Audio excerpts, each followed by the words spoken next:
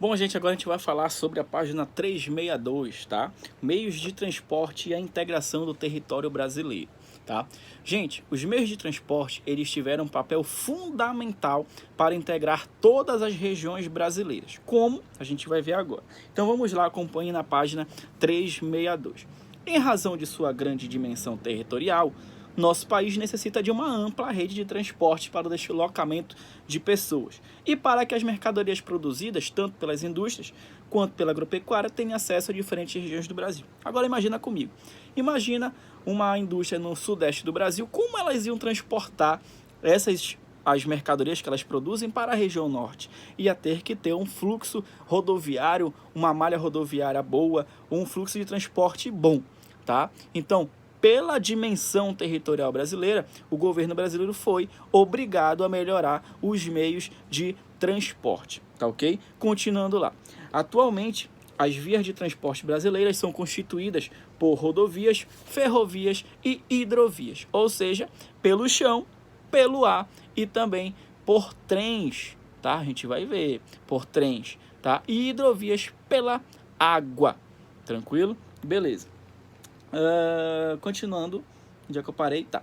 Ainda que essas três últimas tenham menor importância no transporte de cargas e pessoas pelo país. Veja na tabela ao lado a extensão das principais vias utilizadas no país. Gente, vamos lá. Rodovias asfaltadas. Olha aí, são 213 mil quilômetros de rodovias asfaltadas. Estou falando de rodovias que ligam lugares a outros, estados a outros, tá? Ferrovias, 28 mil quilômetros.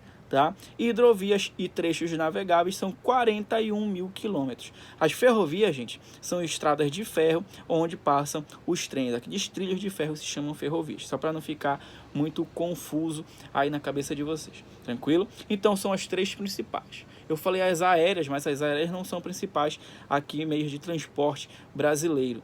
Tá? Apesar de ser muito utilizado, o livro não encaixou as rotas aéreas como meio de transporte, tá bom? Então, são as rodovias, as ferrovias e as hidrovias. 3, tranquilo. Vamos começar pelas rodovias, tá?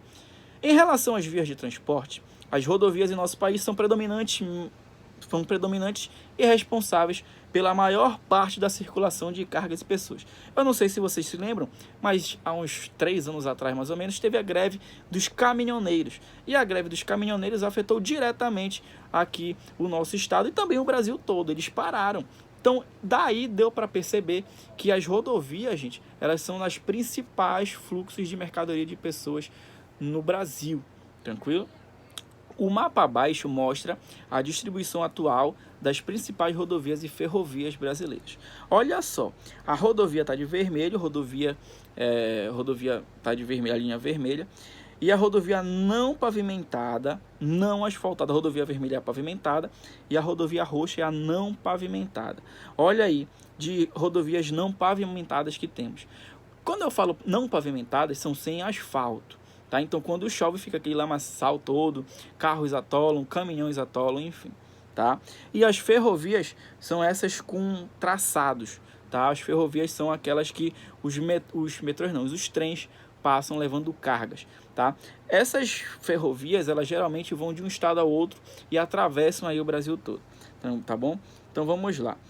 Isso aí deu para perceber o quanto de rodovias e ferrovias temos no Brasil. Vamos ler essa parte verde aí.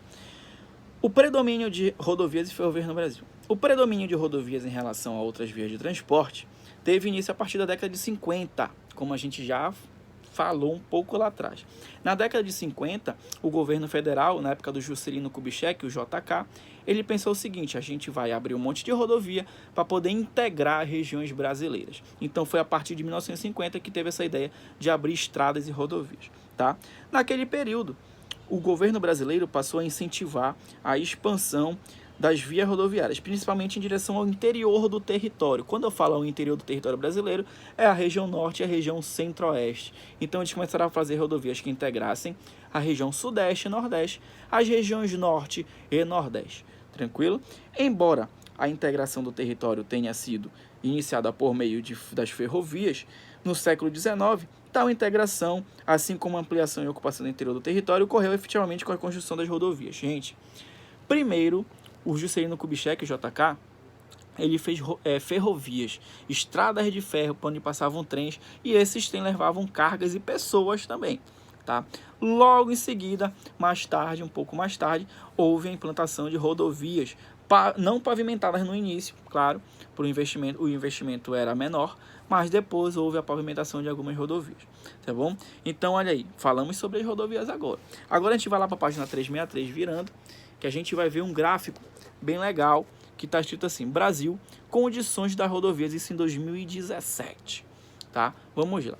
Começando lá em cima, a responsabilidade de construir e manter a conservação das rodovias em nosso país é do governo federal, tá? No entanto, a extensa rede rodoviária do Brasil apresenta atualmente muitos problemas, tá? Os principais deles são má qualidade, tá? Do asfalto, sinalização ineficiente, não tem aquela sinalização de, às vezes, não ultrapassar, ou então de a velocidade permitida, e a ausência de acostamento. Essas são as três principais causas até de acidentes aqui no Brasil, tá? O gráfico ao lado mostra a condição das rodovias no país. Vamos lá. Gente, olha a de laranja. As rodovias não são tão péssimas também, mas são regulares, poderia ser melhor, tá? Em verde, 8,9 são ótimo, amarelo 29,3 bom, ruim de azul, né, de 20,1% e péssimo 8,1%. Só uma curiosidade para vocês, o nosso dia a dia, para vocês não ficarem com dúvida. Gente, quando a rodovia ela vem com o prefixo BR, é porque é uma rodovia federal.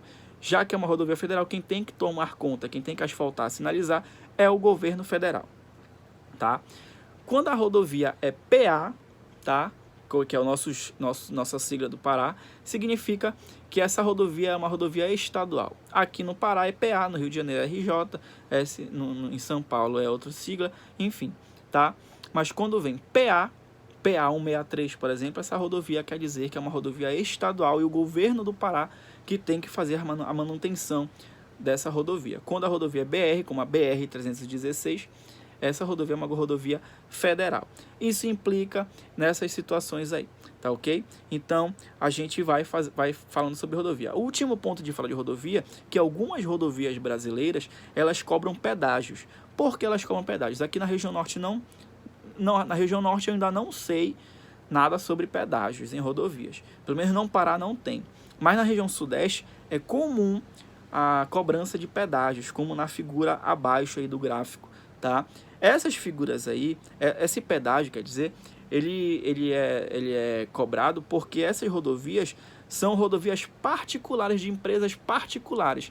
Elas compram, vamos dizer assim, elas compram a rodovia do governo e, consequentemente, ela cobra esse pedágio aí para essa empresa particular fazer a manutenção dessas rodovias, tá? Então, o governo vende a rodovia para essas empresas acabam cobrando de quem passa pela rodovia uma pequena taxa para poder fazer a manutenção dessas rodovias. Essas rodovias com pedágio, elas são de boa qualidade, com sinalização, asfalto de qualidade.